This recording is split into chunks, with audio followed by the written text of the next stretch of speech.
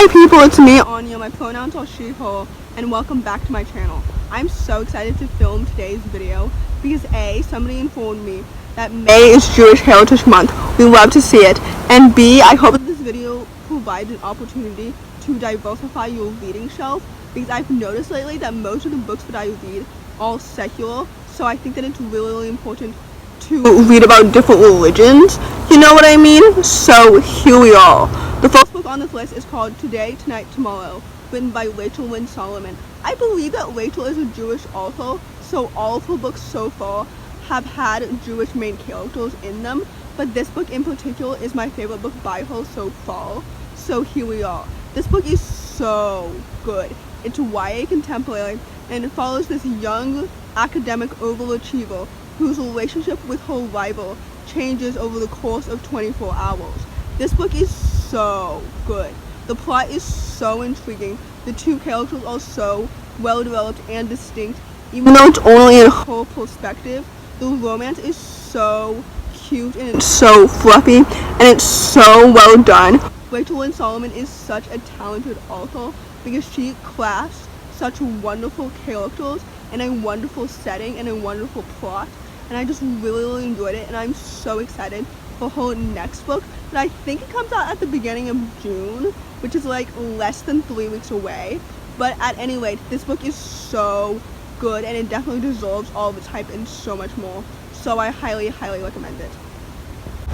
The next book on this list is called What I Liked About You. This story is YA contemporary and it follows a young girl who likes her online best friend, but he likes her online persona, and he doesn't know that that's her because she runs a blog online, so she has this like online identity, and so he's crushing on her online identity, but he doesn't know that that's actually her.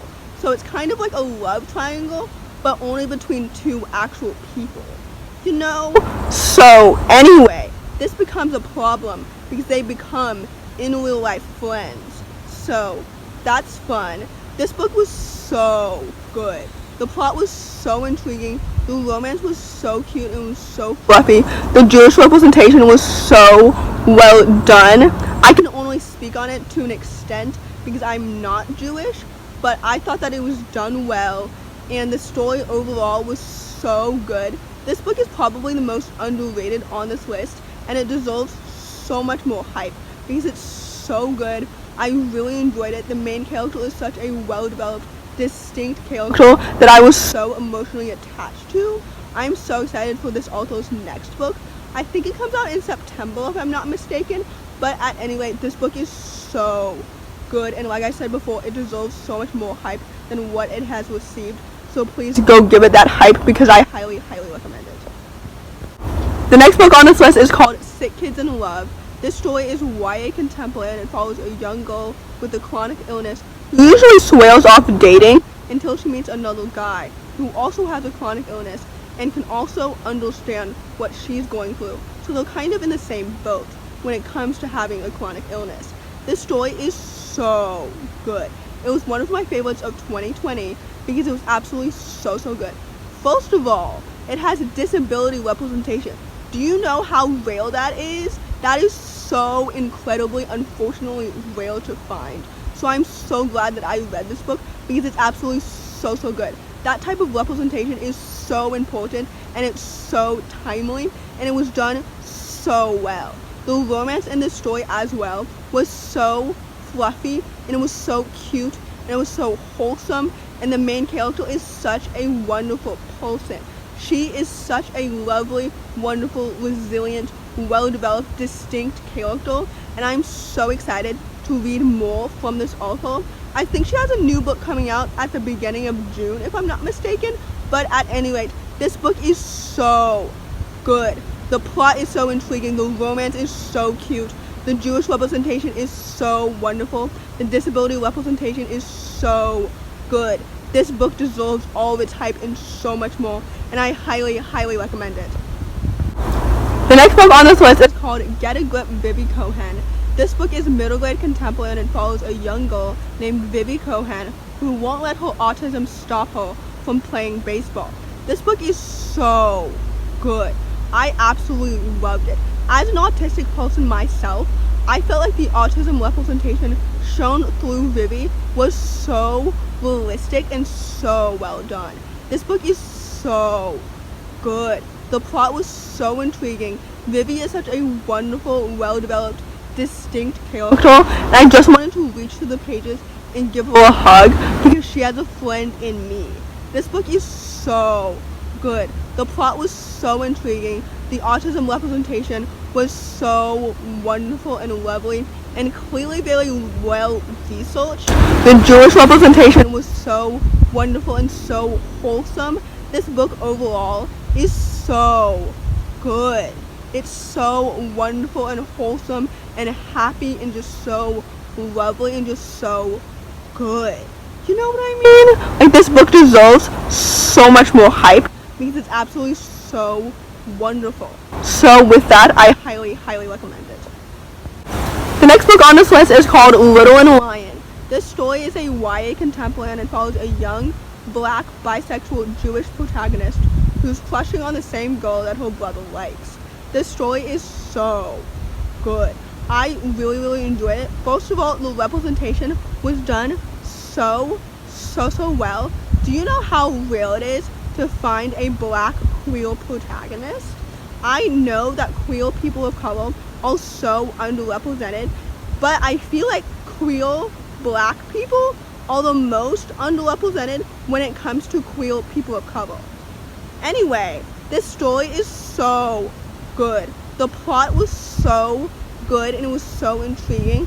The romance was so cute and it was so wholesome. Like I said, the representation was so good. The sexuality representation, the religion representation, and the mental health representation, because her brother has bipolar disorder. This book was done so well, and this book is so good. And it deserves so much more hype because it's absolutely so good and so lovely and so wonderful. The main character is such a wonderful, well-developed, distinct character, and I loved her dynamics with all of the people around her, especially her brother. So overall, I highly recommend this book because it's absolutely so good. The next book on this list is called Anna on the Edge. This story is middle-grade contemporary and it follows a young, non-binary protagonist navigating a binary world. This book is so good. First of all, the representation shown in the main character was done so well. It is so rare to see non-binary protagonists in middle grade stories, and it's so timely and it's so important, and this book did such a great job, and you can truly tell that this book is an own voices story. Even with that, the Jewish representation was also so lovely and it was so wonderful. Overall, this story was so wonderful and lovely and wholesome and hopeful and just so happy.